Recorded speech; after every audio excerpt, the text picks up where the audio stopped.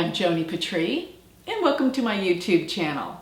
Today I'd like to talk about the transiting sun as the sun transits through all 12 of the houses in your chart and the aspects that the sun may make. When the sun is in a particular house, it's going to always cast its rays and energy to the opposing house. So the sun is our life force, it's our power, and I find that when the sun is in difficult houses transiting, it depletes our power, our will, and our energy. But the sun being in the first house is going to give vitality, strength, but a sense of who you are and ego. Makes you feel strong. But sometimes when the sun's there, it's a little too much and it can be very ego producing. And you gotta watch being overly confident, too much ego.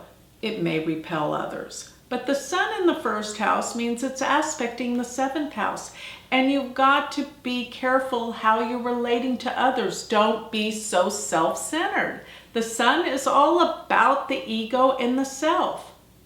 Put it in the first, reflecting the seventh, it's going to be about your relationships during this time.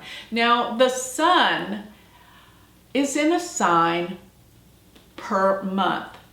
The sun moves 1 degree each day. So in the course of 30 days per month, it will move through an entire sign, therefore an entire house. But the sun in the first house is all about how you feel about your sense of who you are. And as it reflects the seventh house, you can sometimes be a little bit too commanding as to your wants and your needs. This is the sun. Sun transiting through the second house. You know, the second house is our finances and our money, but the sun is considered a malefic planet in Vedic astrology. So it can burn a hole in wherever it is. And being in the second house, and remember, you can always look at all these from transiting from your moon as well. This will give a sense of how you're feeling. So the sun being second in the second house or second from your natal moon, Chandra Lagna, can mean that during that month, there may be some unexpected expenses. Now the sun is going to be casting its light to the 8th house, and this may involve other people's money as well. So be careful with the money you're spending. With the sun in the second, can burn a hole in your pocket. In other words, you're wanting to spend more than you have.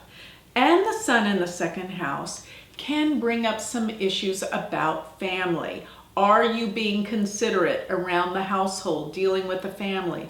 The sun's not too concerned with others. It's all about self. So be careful. Second house can also deal with food and voice. So sometimes when the sun's in the second house, you may be over consuming, or you may not be eating the right foods. A little over the top. But as it's aspecting your 8th house, the sun to the 8th will represent, are you being considerate with others' finances? Let's talk about the sun transiting your 3rd house. When the sun's in the 3rd house, it could have an effect on brothers and sisters because this is a 3rd house variable, which can cause some problems and mishaps. Are you being too consumed with your own wants and needs and not being considerate of your brothers and sisters? This is what you have to consider. The sun being in the 3rd house may represent you have to go on a trip. Maybe, and it's usually short trips, so you're in the car a lot, but you're not really liking it. The sun is too much energy. You're feeling restless. And the sun in the 3rd house means you don't want to be traveling as much as you're having to. But there's so much movement with the sun in the 3rd house, and there's so much learning. There's new learning, educational opportunities, and if you're in an area of sales, this is a time you can put back forth great energy to be successful with your sales, your products. But as the sun is casting its rays and light to the ninth house, you might find it's a time that you're more interested in your spirituality.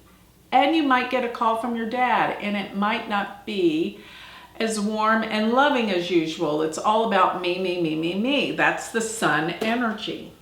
It's very self-assured, confident, but it's all about themselves. When the sun transits through the fourth house, you may not find that your mother's being too hospitable. It could be too much. So remember, wherever the sun is in a chart, relative to people, you're going to have problems with those people.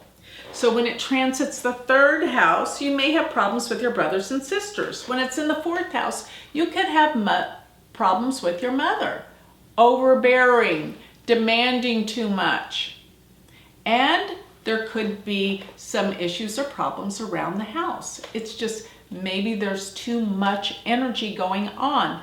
Be careful of fires. Probably every month you're not going to have a fire in your house, but the sun is fiery. So just be aware. Be a little bit more cautious. Awareness is everything. So the sun being in the fourth house could bring on some disagreements in the family. There's too much, and people are not thinking for themselves or thinking just about themselves and not about others. So the sun in the fifth house would be overbearing experiences with your children. But the sun in the fifth house can bring great creative awareness. The sun loves the fifth house. It's relative to the fifth sign, Leo. So great ideas, new creativity, incredible inventions. So the sun in the sixth house is excellent for health, because when you put malefics in the sixth house, being an upachaya house, it promotes the ability to overcome things. So the sun in the sixth house, the sun represents vitality, will promote good health. But that's the case only when there's one malefic there. Remember, the sun is a malefic. If you put two or more malefics in the sixth house, it's going to cause some health issues. But the sun by itself, transiting the sixth house, is going to promote good health, vitality, strength. But you may have some issues around the workplace with overbearing, overconfident employees or coworkers. They're just all about their own agendas, and it gives you too much stress in the workplace. So be aware that the sun in the sixth is great for vitality, health, starting that new diet during that month. But you may have your issues and problems around the workplace, people being too self-centered, not being considerate in the workplace. So the sun in the seventh house is too much for relationships. It's the partner becomes self-consumed, all about themselves, and they're not recognizing who you are and what your needs are, because it's all about them. As the sun casts its rays to the first house, this is your experience, that the partner has to be the center of attention and it's not giving you your space or your consideration. So the partner can be a problem during that month. When the sun goes in transits into the eighth house, this can be some major issues in your energy level. So note the time of year that the sun transits your eighth house. It will always be the same, because your chart is set up where when the sun transits for that month, it'll be that month consecutively every year. So if there's a time of year where you feel like you never feel that good, you feel tired, you're exhausted, or you get the flu, sick more than others, no energy, just not feeling up to par, usually the sun will be transiting the 12th or the 8th house, the 8th house in particular. I find that every year, right after Christmas time, the sun transits my 8th house. I think it's late January, February. And that's the time I always seem to come down with the flu. I always kind of blame the holidays, but it's really the sun transiting my 8th house. During this time, it is a time of reflection, going within, but your vitality and energy levels just at a lull. And the sun reflecting to the 2nd house, money, finances aren't the greatest during that time, so it's best just to lay low. When the sun transits your 9th house, this is the house of spirituality, truth. But remember, the 9th house in Vedic astrology represents the father. So you're going to have your issues with your dad. And if he's not around, maybe you'll have some memories or things come up that weren't so pleasant concerning some of the actions or events concerning the father. Or remember, the 9th house can deal with teachers, educators. So if you're in college, you may have a run-in with your professor. Or it could be a time that you go on a trip. And it's a time when you really do explore the fiery nature of your spiritual truth, what you want to discover in life, what inspires you. Sun in the 9th house. Sun in the 10th house. Actually, you think this could be trouble with the boss, but the sun is in its highest position in the 10th house because the sun loves the 10th house. Best position. It's a time when you could come into getting a new job. If you have a job interview, the sun transiting the 10th house, great for getting a new position, new job, new career, opportunities, considering your position, your job, your work. Sun in the 10th is the best. Look for that. That month will be the best for getting a job or starting a new career. It also does give you a bright and shining presence and reputation. It's how the world sees you. You're confident, you're secure, you shine. Maybe that's why you get opportunities in the area of work, promotions, career.